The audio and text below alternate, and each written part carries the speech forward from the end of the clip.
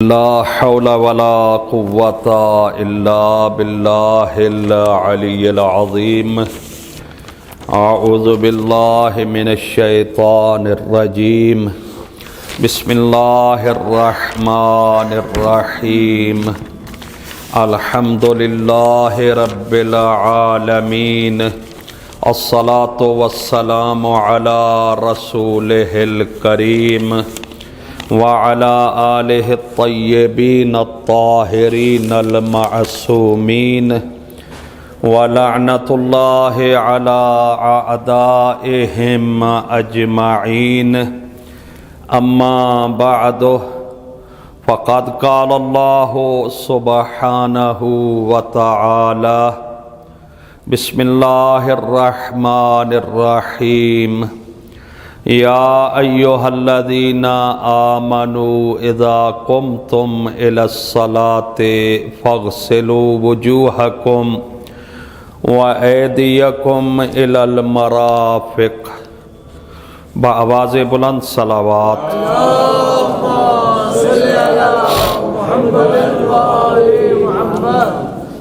بہت سارے احکام خداوندی ہیں جن کا کوئی فلسفہ ہے، کوئی علت ہے. ظاہر ہے کچھ احکام تعبدیہ ہیں کہ اللہ نے آرڈر دے دیا ہے. اب اللہ کے حکم کے سامنے جھک جانا یہی بندگی کہلاتا ہے. چوں چراں کی گنجائش نہیں ہے. کیوں کی گنجائش نہیں ہے کہ بندہ کہے کہ میں ایسا کیوں کروں، نماز کیوں پڑھوں، روزہ کیوں رکھوں. امام جعفر صادق علیہ السلام سے پوچھا گیا کہ یہ اعمال، واجبات، امور تعبدیہ کو اللہ نے ہم پہ واجب کیوں کیا ہے؟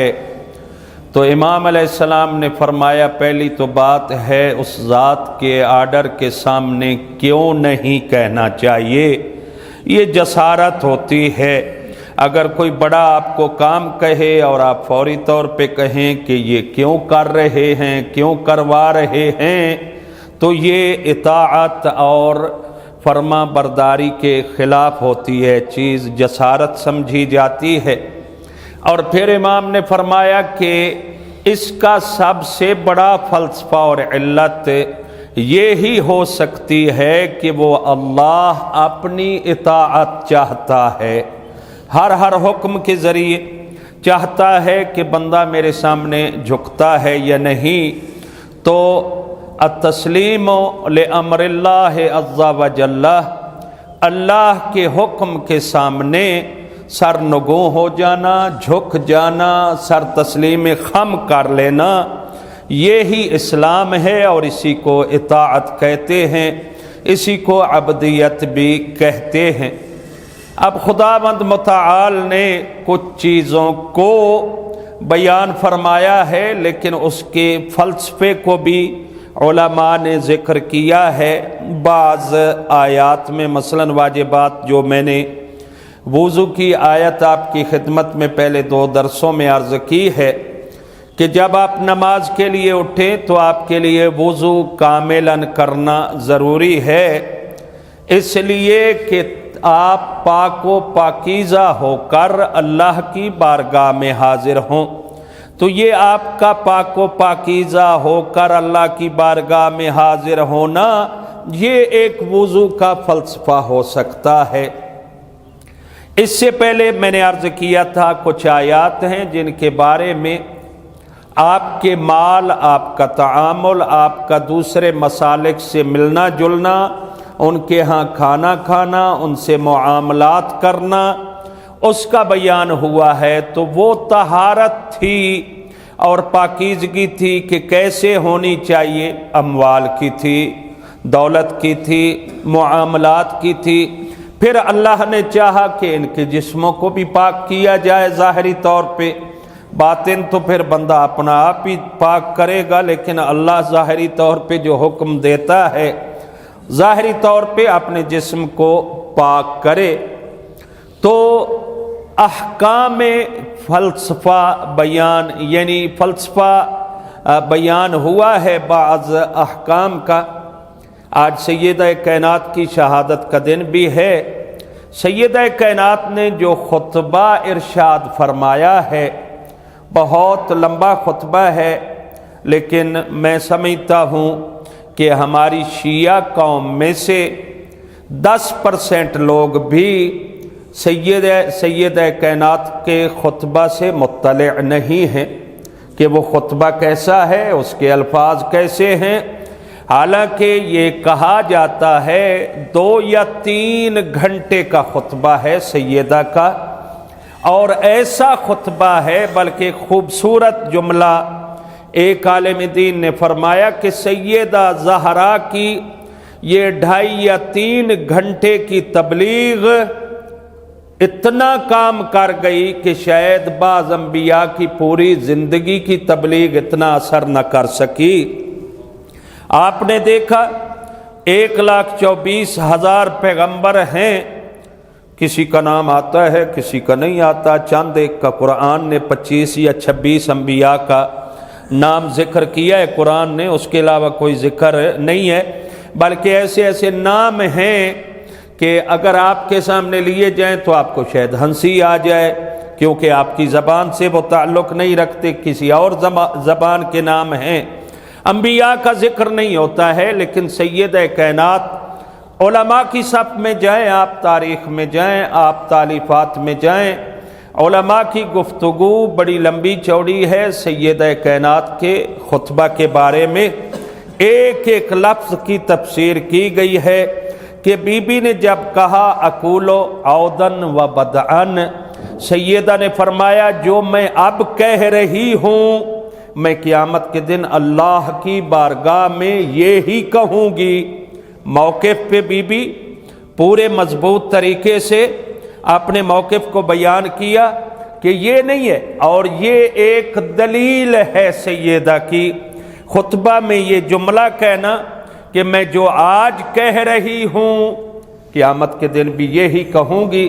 مسلمانوں کو بتانا چاہتی تھی کہ واقعہ فدق کے بارے میں بھی میں اسی طرح کلام مضبوط رکھتی ہوں، میری کلام میں شک نہ کیا جائے، یہ نہ سمجھا جائے کہ فاطمہ زہرا نے ایسے ہی بات کر دی ہے۔ فاطمہ زہرا کا جو موقف ہوتا ہے وہ اٹل ہوتا ہے، اس سے پیچھے نہیں ہٹتی ہے، کیونکہ موقف اس کا تبدیل ہوتا ہے جس کو اپنی بات میں یا بات کی سچائی میں شک ہوتا ہے۔ سیدہ زہرا کو اپنی صداقت، اپنی سچائی پہ یقین تھا، اسی لیے ان کو صدیقہ کہا گیا۔ ان کے بابا رسول اللہ ہیں جو صادق و امین کے لقب سے مشہور ہیں۔ تو سیدہ کائنات نے ایک صلوات پڑھیے بلند آواز سے، گھڑی بہرحال مجھے آخر تک کوئی نظر نہیں آ رہی، عابد صاحب تشریف فرما ہیں، وہاں ایک گھڑی ہوا کرتی تھی، وہ تو خیر اس سے تو ہم پیچھے ہو گئے، اب یہ تو میں پیچھے کرسی پیچھے کروں تب نظر آئے گی، تو بہرحال اگر 1-2 منٹ اوپر ہو جائیں۔ تو سیدہ کائنات نے وہاں پر احکام کا فلسفہ بھی بیان کیا ہے کہ ایمان کیوں اللہ نے فرض کیا ہے، نماز کو اللہ نے کیوں فرض کیا ہے، روزہ کو اللہ نے کیوں فرض کیا ہے، ہماری امامت جو میرے بیٹوں میں ہے یا میرے شوہر کے پاس ہے اس کا کیا فائدہ ہے۔ سیدہ کائنات نے چند کلمات بیان فرمائے ہیں۔ بی بی فرماتی ہیں فَجَعَلَ اللَّهُ الْإِيمَانَ تَطْهِيرًا لَكُم مِّنَ الشِّرْكِ، بعض نسخوں میں ہے فَرَضَ اللَّهُ الْإِيمَانَ تَطْهِيرًا مِّنَ الشِّرْكِ، بی بی فرماتی ہیں کہ اللہ نے ایمان کو فرض کیا ہے تم پر کہ تم اہل ایمان بن جاؤ، کیوں؟ تاکہ تم شرک جیسی نجاست سے پاک ہو سکو۔ جو تم پوجا کرتے تھے بتوں کی، اس سے میرے بابا نے تمہیں ہٹایا اور ایمان کی دعوت دی تاکہ تم پاکیزہ ہو سکو، اللہ کے علاوہ کسی اور کے سامنے تم نہ جھکو۔ دوسری بات وَالصَّلَاةُ تَنزِيهًا لَكُمْ عَنِ الْكِبْرِ، اور اللہ تعالی نے نماز کو تم پر فرض کیا ہے تاکہ تم تکبر جیسی موذی بیماری سے محفوظ ہو سکو۔ آپ کو پتہ ہے سورہ مؤمنون کی ابتدائی آیات میں قد افلح المؤمنون الذین هم فی صلاتهم خاشعون، کامیاب ہیں وہ مؤمنین جو اپنی نماز میں خضوع و خشوع اختیار کرتے ہیں، یعنی تواضع کے ساتھ، عجز و انکساری کے ساتھ نماز کو انجام دیتے ہیں للہ تعالی، فقط خوشنودی خدا کو چاہتے ہوئے۔ تو نماز کیوں فرض کی گئی؟ تاکہ آپ تکبر سے پاک ہو جائیں، تکبر سے دور ہو جائیں، یہ بیماری آپ کو نہ لگے۔ دیکھیں جو بندہ نماز پڑھتا ہے، اب جھکنا یہ تکبر کے خلاف ہے، جھکنا ایک عاجزی ہے۔ اسی طرح سر زمین پہ رکھ دینا یہ عاجزی ہے، کیونکہ لوگ جھکنے کو عیب سمجھتے تھے، کوئی آ کے جھکے، یا کچھ ایسے لوگ تھے کہ اگر ان کے دربار میں نہ جھکا جائے تو ان کو برا لگتا تھا، وہ متکبر ہیں، بیٹھے ہیں، آنے والے جھک رہے ہیں، اور آنے والوں کو ذلیل ترین سمجھا جاتا تھا۔ اس خطبہ میں سیدہ کائنات نے اس کا ذکر بھی کیا ہے کہ میرے بابا کی بعثت سے پہلے تمہاری یہ حالت تھی کہ تم ذلیل تھے، تمہارے علاقے کا پانی بھی کڑوا تھا، تمہاری زمین بھی کلر وغیرہ کی وجہ سے کچھ نہیں اگاتی تھی، یہ تو میرے بابا کی مہربانی ہے، میرے بابا تشریف لے آئے تو تمہاری زمینوں کا پانی بھی اچھا ہو گیا۔ مطلب یہ ہے کہ تمہاری طبیعت میں اخلاق آ گیا، تواضع آ گئی، عاجزی آ گئی اسلام اور ایمان کی وجہ سے۔ تو جب بندہ نماز کے لیے کھڑا ہوتا ہے، اٹینشن کھڑا ہے، یہاں ہاتھ رکھے ہوئے ہیں کیونکہ اللہ کی بارگاہ میں ہے، اب یہاں آ کر تکبر ٹوٹنا چاہیے، پھر رکوع میں جاتا ہے، پھر اور جھک کر سجدہ میں چلا جاتا ہے، تو اس سے متواضع ہو جاتا ہے اور اس کا تکبر ختم ہو جاتا ہے۔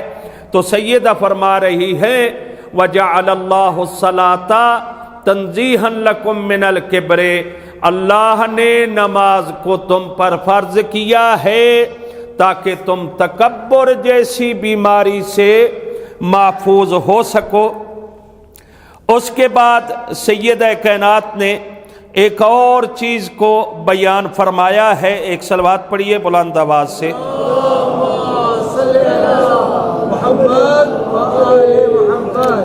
سیدہ کائنات نے ارشاد فرمایا وَالزَّكَاةَ تَزْكِيَةً لِلنَّفْسِ وَنَمَاءٍ فِي الرِّزْقِ، اللہ تعالیٰ نے قرآن میں بار بار زکوٰۃ کا ذکر کیا ہے کہ اللہ بی بی فرما رہی ہیں اللہ نے زکوٰۃ کو تم پہ فرض کیا ہے تاکہ تمہارے نفسوں کو پاک کرے، اور ایک وجہ تو یہ ہے، اور دوسری وجہ یہ ہے وَنَمَاءً فِي الرِّزْقِ، زکوٰۃ دو گے تو اللہ تعالی تمہارے رزق کو بڑھا دے گا، تمہارے رزق میں اضافہ ہو جائے گا۔ تو اس کی دو وجہ ہیں۔ تیسری وَالصِّيَامَ تثبیتاً للإخلاص، اور پھر روزہ کو اللہ نے فرض کیا ہے تم پر تاکہ تم خالصتاً ثابت ہو جاؤ اللہ کے لیے، کسی اور کے لیے نہیں ہے۔ جب بھوک و پیاس لگتی ہے تو بندہ متوجہ ہوتا ہے اس کی طرف جو رزق دیتا ہے، میرا اللہ میں تو اتنی بھوک و پیاس نہیں برداشت کر سکتا، اور اگر تو مجھے رزق نہ دیتا تو میری کیا کیفیت ہوتی۔ یہ 12 یا 11 یا 13 گھنٹے جو ہیں یہ مشکل سے گزرتے ہیں، اور اگر لمبی بھوک ہوتی تو پھر کیا ہوتا۔ تو بندہ اللہ کی طرف متوجہ ہوتا ہے۔ یہاں میں وضاحت کر دوں، علماء تشریف فرما ہے یہ کلمات جو ہیں بی بی پاک کے خطبہ کے جو میں عرض کر رہا ہوں آپ کی خدمت میں، ایسے ہی کلمات بعین ہی نہج البلاغہ میں علی ابن ابی طالب نے بھی فرمایا۔ اگر صلوات پڑھنی ہے تو مل کر پڑھے، نہیں تو نہ پڑھے۔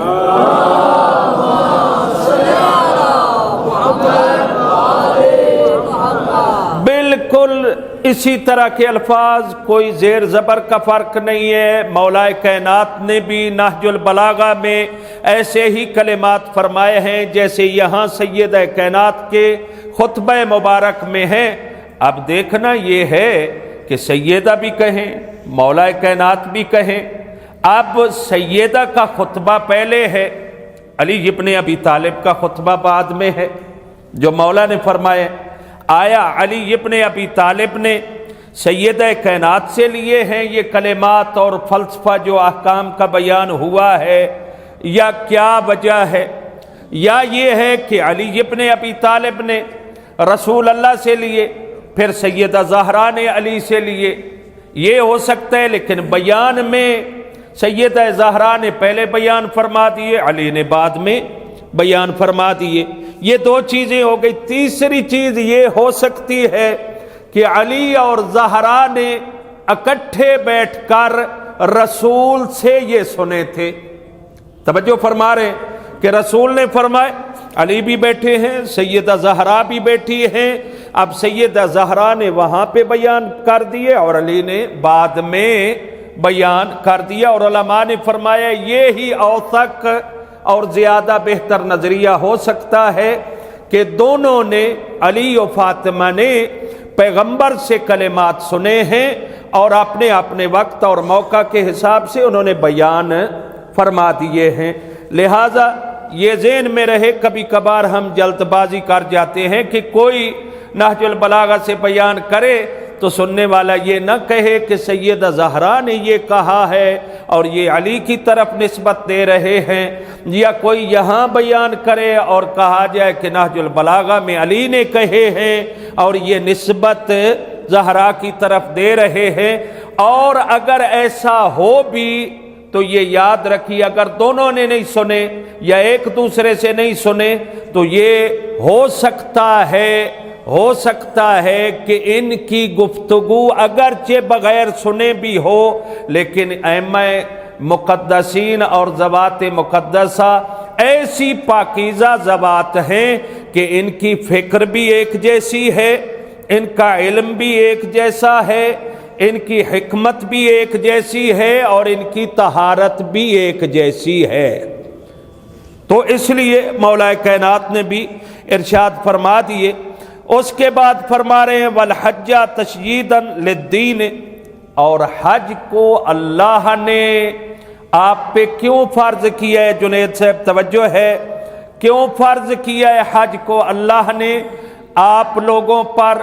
تاکہ اللہ کا دین مضبوط ہو جائے۔ اب دیکھیں، توجہ فرمائیں، دین مضبوط کیسے ہوتا ہے؟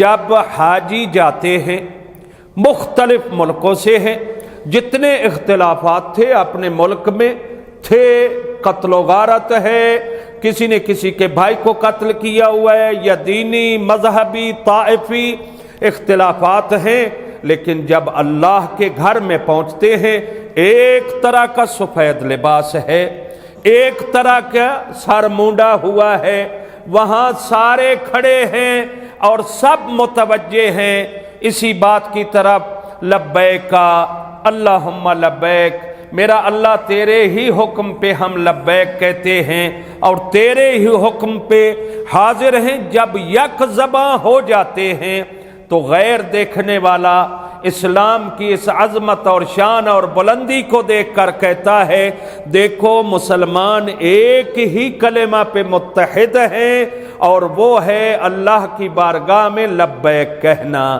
تو اس سے اسلام کو مضبوطی ملتی ہے، اسلام مضبوط ہوتا ہے۔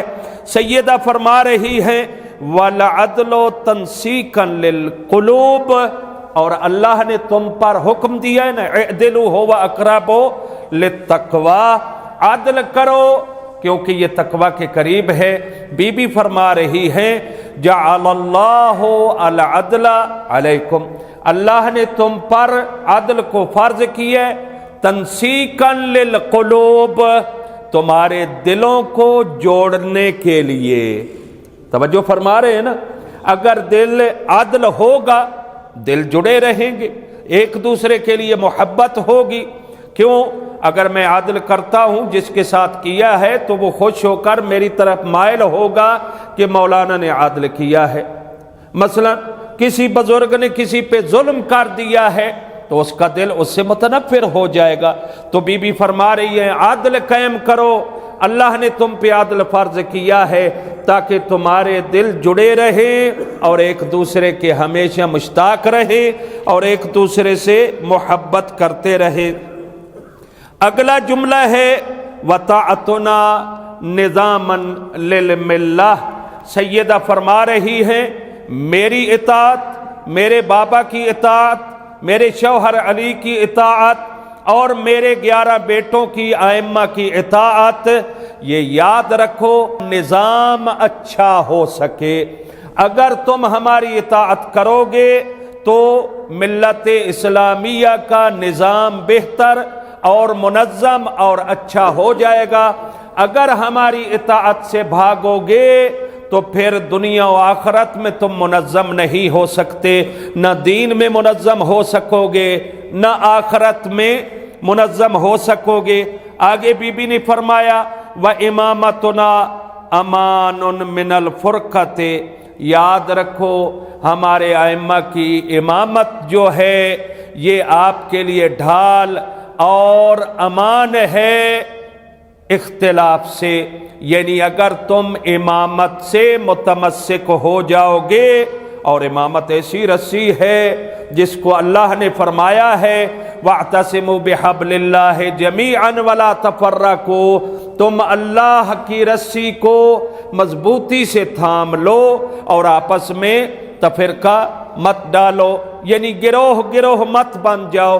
تو بی بی بھی فرما رہی ہے ہماری امامت امان ہے تمہارے لیے، تمہیں بچاتی ہے اختلافات سے۔ پھر بی بی نے فرمایا والجہاد عزا للاسلام، اللہ نے تم پہ جہاد کو فرض کیا ہے اس لیے کہ جہاد اسلام کی بلندی اور عزت کا باعث بنتا ہے۔ اگر مخلص ہو کر جہاد کیا جائے تو علم اسلام بلند ہو جاتا ہے، اس لیے اللہ نے تم پر یہ وَذُلًّا لِأَهْلِ الْكُفْرِ، دوسری وجہ یہ ہے صدیقی صاحب محترم کہ اللہ نے جہاد کو تم پر فرض اس لیے کیا ہے کیونکہ تمہارے جہاد کی وجہ سے اہل کفر ذلیل ہو جاتے ہیں اور ان کو پست ہونا پڑتا ہے، پسپائی ان کا مقدر بن جاتی ہے۔